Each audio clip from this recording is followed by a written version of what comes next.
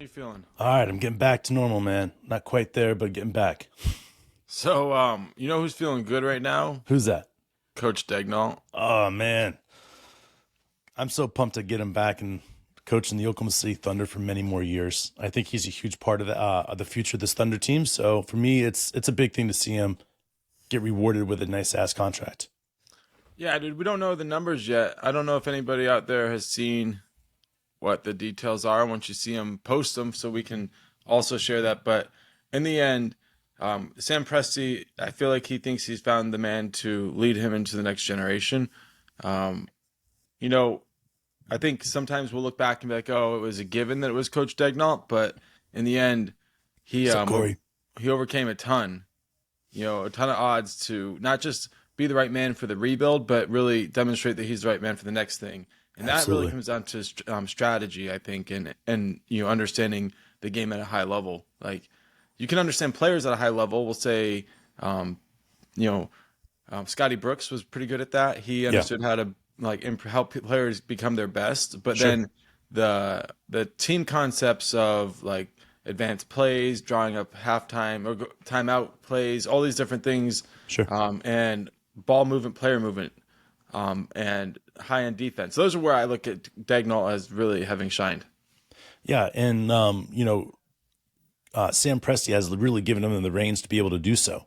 I think a lot of times we don't give the GMs enough credit to allow the coaches to be coaches. A lot of times we see these GMs that like to control the situation and control the narrative. There might not be a GM, it might be a president, but the reality is that it's nice to be able to see Coach T be able to coach the way he wants to coach by putting in the players he wants to put in, and it's unobstructed from Sam. I think that's a key to success. I think there's a lot of people that will look at it and be like, well, you want this as a coach, you want this as a coach. But really, in the NBA, in the modern NBA, What's you need good, a Corey? coach. You need a coach that connects with your GM, and that's as simple as that. Absolutely, man. I think there's so much to it, but finding a way, um, one of the things I've heard Coach Dagnall talk about is he's always talking to Sam Presti. Mm, So that level of communication is clearly important. But then on top of that, you have to like be even better at communicating with your players. absolutely, man. And we see that on the court all the time. We used to look at his first year, there were some really early signs that he was going out of his way to express trust in his players, right? When Yeah, there was an man. opportunity to challenge a call, He would even look at the replay. He would challenge it if the player asked him to challenge it. right. And I think that built a lot of trust where players became very concerned to call for a replay because they knew that coach is going to trust him. And once you feel like someone trusts you like that, it makes you really cautious what you do with that trust. Exactly. And it's like that through all the players. We watched, there was turmoil between um, Coach D and Baisley. There was a time that they were both yelling at each other on the sidelines. And I wondered if Coach D was going to be able to rise above something like that. It's a distraction. It's as simple as that. Not only did he rise above that, but he became a better coach because of it. You didn't see him do that again. You didn't see him challenge Baisley in such a way. He tried to work with Baisley as much as he possibly could. And when there was no time to work with him anymore, he moved on. But he did not penalize him for that. And I think that's the biggest thing that you see a lot of these coaches that are out there. They're like, I must have my way. These guys must know I am the boss. And it's just like, this is not 1990. This is not early 2000s where you can have this power structure of sorts like that. Coach D says, this is what we're doing. This is the game plan. Now, if he changes the game plan halfway through the game, he sits everybody down and he explains to him why he's doing it. Why? Because he wants better players. He wants players that are capable of understanding the deep downs of why things need to be changed. Because if he's out there and he cannot think about stuff like that, and Shay's like, hey, coach, we need to change things up like this, like you did that one time. Done. He doesn't have to think about it. He's training coaches out there on the floor. It's Kenny Hustles. It's, Keontae Johnson. I can't say enough about this young man. Like there's so many guys out there that are leaders on the court for these guys. And it comes back down to having a coach that allows that type of leadership, that allows that type of power structure to have these younger guys be coaches out there. It's so next level. I love what's happening with our organization. So we both have daughters that are 15. My daughter just turned 15 today. So Oh, happy birthday, Alexa. Lexi. Alexa. Alexis. I'll tell her. Sorry, man. It's all good. She's out at Starbucks right now, right? But Enjoy it. Yeah. here's the thing, right? We're not that old, right? You and I are in our late 30s, okay? So we've seen the way that teenagers have changed over the year, are changing over the years. Like it's more of a attention and deficit disorder society with TikTok and with Instagram and like the instant gratification.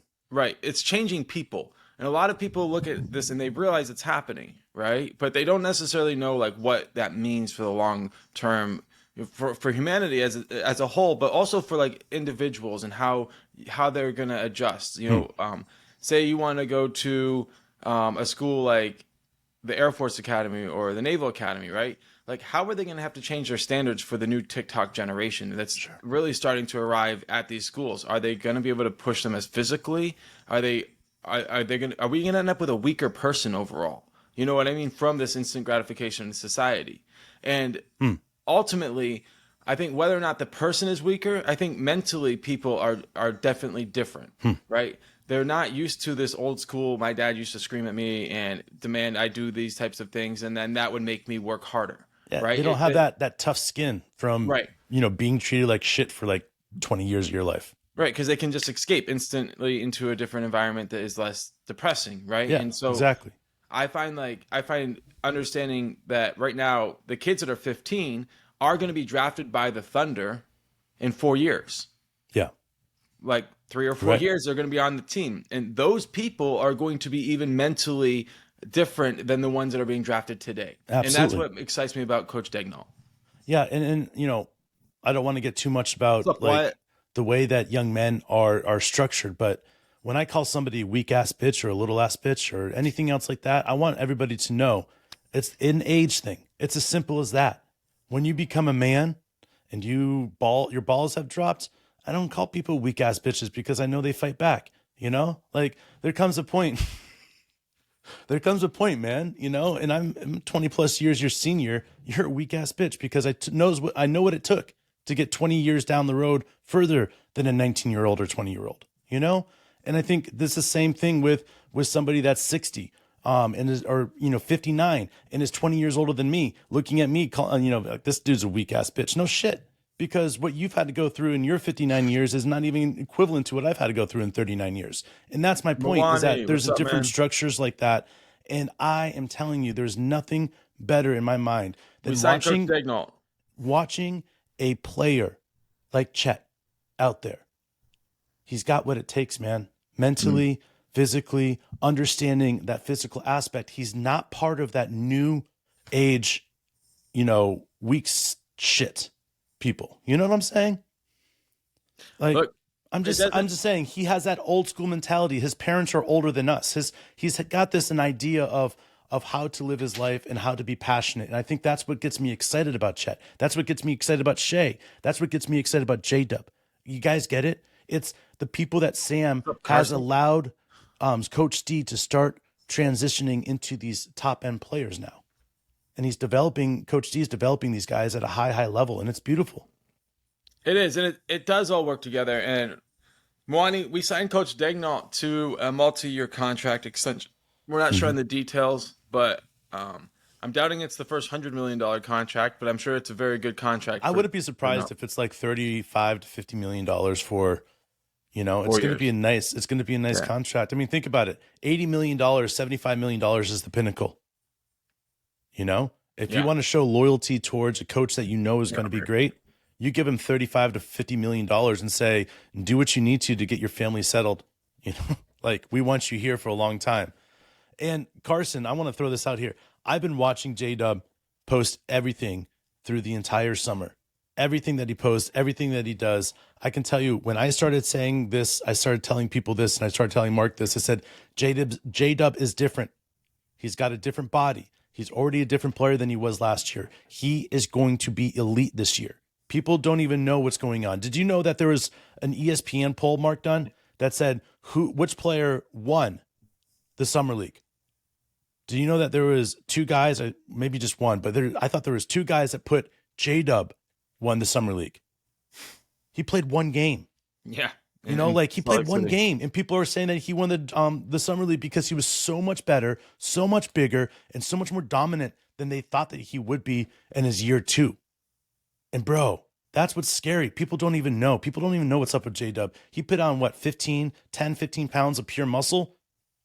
Are you telling me that this guy isn't now 6'7"? No, he's an easy 6'7". It might be the hair. I don't care. He's 6'7". And he's out there playing against way bigger bodies. I mean, he's another level, guys. He's another level. What's up, George? I agree about Coach D. Work hard, and if you don't work hard, if you don't play hard, then you're not going to play. And that's it. If you know that when you go out there, it helps, you know? Yeah. You're right, man. You're right. All right, Wayne. We don't know his ethnic background. Chet's ethnic background. Something I don't really look at it a lot. Something I don't look at. So Ryan Stiles kept saying it. Okay, listen. Ryan Stiles says a lot, and I like Ryan Stiles, and I think that he says a lot of good things. So if Ryan Stiles was saying it, I'm okay with that. All right. Jaden, what's up, man? You think listen, J-Dub, I wouldn't be surprised if he's getting up in that 40+ range for 3-pointers, man. I'm telling you, J-Dub has a special shot. And if you look at what he did his rookie year, I think it was like 36% from 3.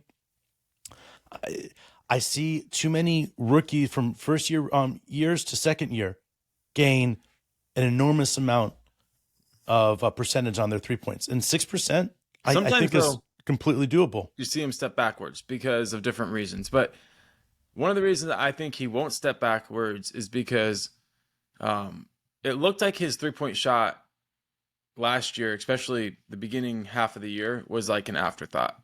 I feel like he would almost kind of find himself open and realize he should shoot the ball.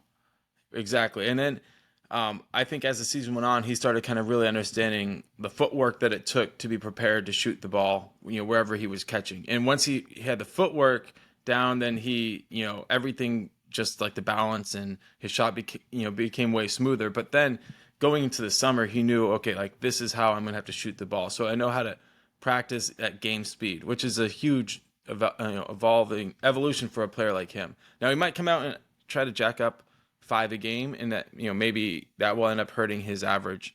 I mean, I don't know how that will work, but I definitely think it's a weapon he's just starting to figure out how to use, and that's why I think he's going to go up in his average. Yeah, dude, I think he could, because even though he was good last year, he didn't get a lot of attention. So I totally see a world in which J-Dub wins Most Improved Player. I feel like he's demonstrated the ability to play at a high level. He's a guard. It's exciting to see him dunk the ball. So if he came out and averaged, 22 points a game, he might get Most Improved Player? 22 points a game. If he shot 42% from 3-point range, then yeah. I mean, not just that, but he would have an argument to be all NBA at the end of the year. Might be third team all NBA, but if you're averaging 22 plus points a game and shooting 42% from 3-point range, have lockdown defense like he does, like he's making a stance that he's one of the best players in the league if he's doing something like that. So, man, anything's possible with J-Dub. I really do believe that. He's a unique player. We'll see one of him in our lifetime, whether that's 10, 15, or 20 years that we'll see him play for. I do believe he's got what it takes. All Williams lineup, George. Let's do it. If it happens, I'm sure we'll be here for it. No doubt about that. And I'm sure the announcers will have spontaneous combustions happening all over across the country. What do we do? Wims. Oh, my God. That's crazy. It'll be fun, though, man.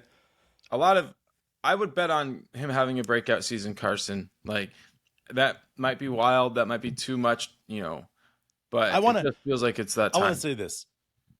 With all the moves that Sam Presti has done, all right, regardless of which players that we keep, as long as we have Jack White and Micic, right, we already have a better team, better bench than we did last year. Everybody's that's been saying that we're crazy for thinking the Thunder are going to win. Listen, Sam Presti's made improvements on the starting lineup, has made improvements on the bench, has made improvements in the coaching staff, and our superstars gotten better.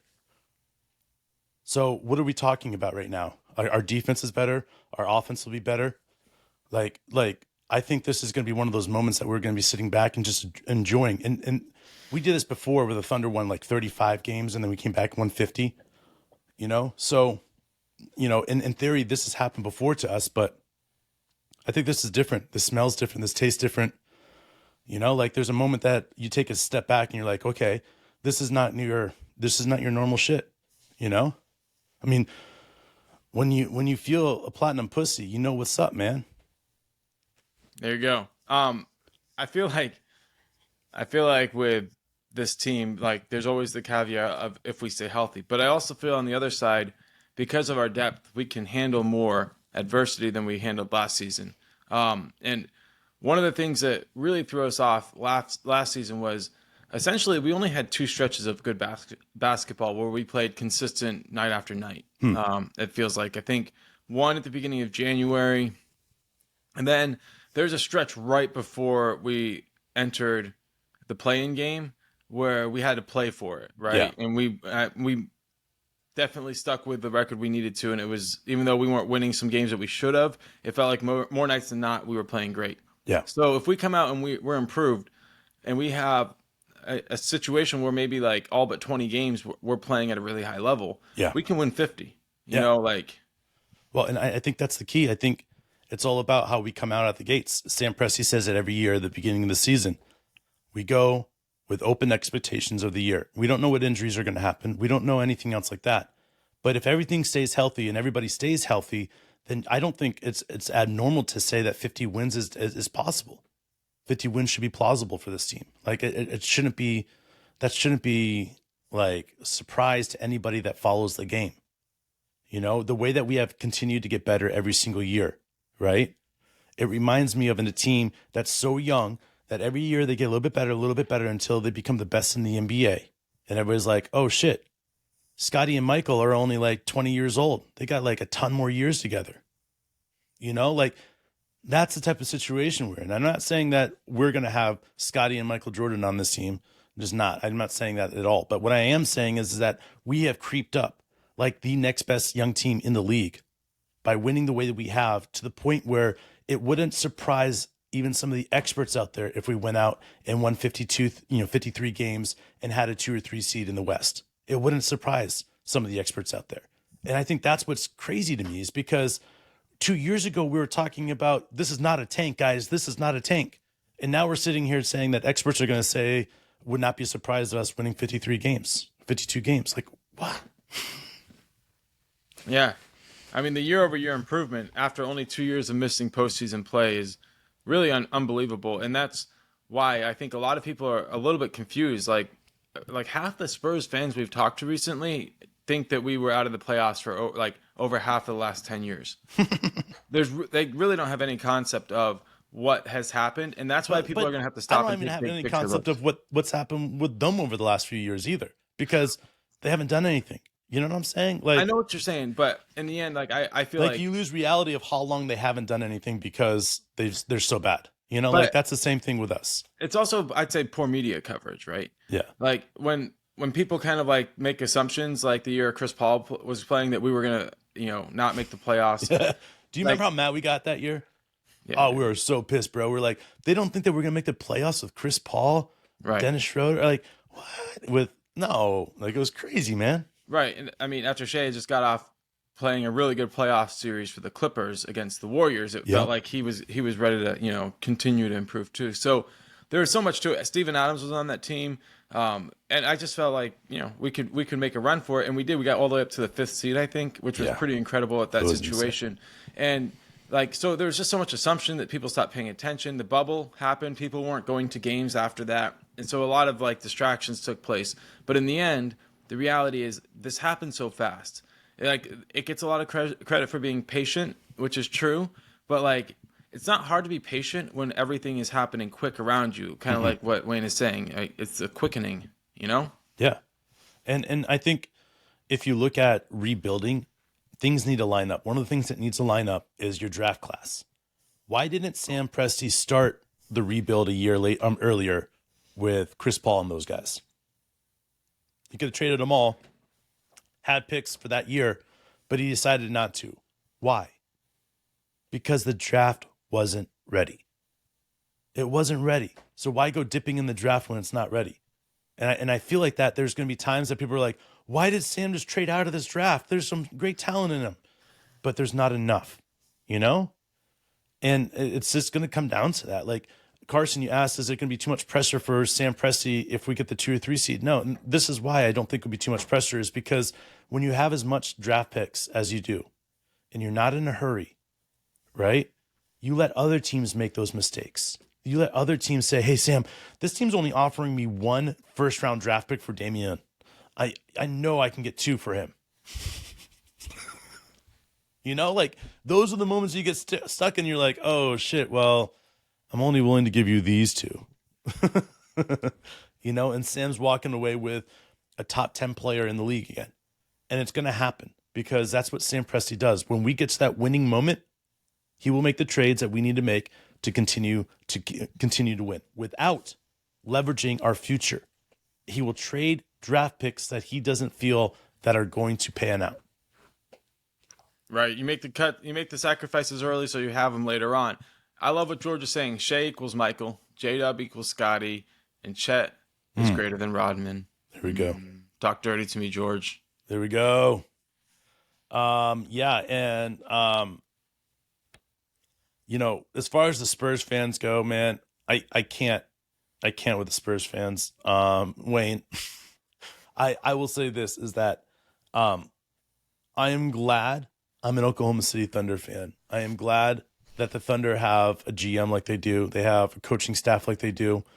It's not isolated on one person or one, you know, coach or whatever. I love the fact that our staff is built with San Antonio people all around it. I think it's great that we have, you know, guys that spend time in San Antonio there, whether it's as assistant GMs or whatever. We love San Antonio. We love Coach England. And I think it's one of those things where when time comes, there's a reason why Coach England jumped ship for the Oklahoma City Thunder. And like, when we talk about Presti's credentials, like, it's not like anybody in Oklahoma City ever forgets where he came from. I know. Like, we are an offshoot of the San Antonio Spurs in our own way. It feels like we just do it better. That's what we're hoping to be able to say in a few years. And I dig what Mwani's saying, right? He's saying first you need to set the culture in a rebuild, and you start building in that progression. And like, I look back at like guys like Kenny Hustle, like, you have to like lean into those guys. Oh yeah. Like, you have to say, you're the type of guy that we want to build around. Right. And once you say that to somebody who doesn't, journeyman doesn't have the athletic level of attention that anybody else is, and you say like, this is the culture, and then you look at like what went wrong in Philly with Sam Hinkie, and they tore down the culture first. They tore down all the vets. Like, you hear that every time you hear like anybody's podcast, it's former players right now. They always say the same things. They're like, teams don't have vets anymore. You know, the vets are the ones who taught me how to do things, and now they don't have vets anymore. And in the Thunder, it just felt like the first thing we did was we got the right vets. We got the right young coaches, and we paired them with vets who weren't that much different than age. And then we started bringing in these really young players, but the culture carried them. And it wasn't like this, oh, well, these ancient players like Haslam setting the culture. Yeah. It was guys who could contribute on the court still. You're right, man. Salty drunk. I'm getting there. This COVID's a bitch. Took my voice away. I've never lost my voice like this, by the way. I can lose my voice for like an afternoon or whatever, but I'm never like this. This is like day 4 of no voice. So, yeah, man. Recruit. All right, Sam Presti, recruit for OU.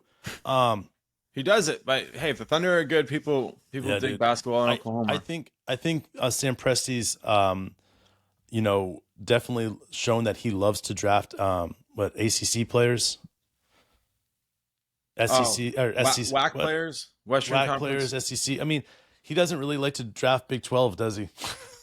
I mean, he doesn't. He has. I don't think he's drafted any of the Big 12 players on his team. He's got Kenny Hustle play for TCU, but he came on the trade. And we've got a couple other Texas kids. Keontae Johnson played Texas Tech, right? He played K-State, but yeah. K-State. Yeah, there. All right, fuck. All right, there goes my Same thing though. It's like Big 12. You're talking about Big 12, so you can count it. Yo, dude, I think we should get out of here before we destroy your voice again. All right, man. Shout out to everybody who joined us on this live. Yeah, guys, appreciate you guys. We love you guys. And we got a lot more to talk about. We'll get back in the swing of things soon.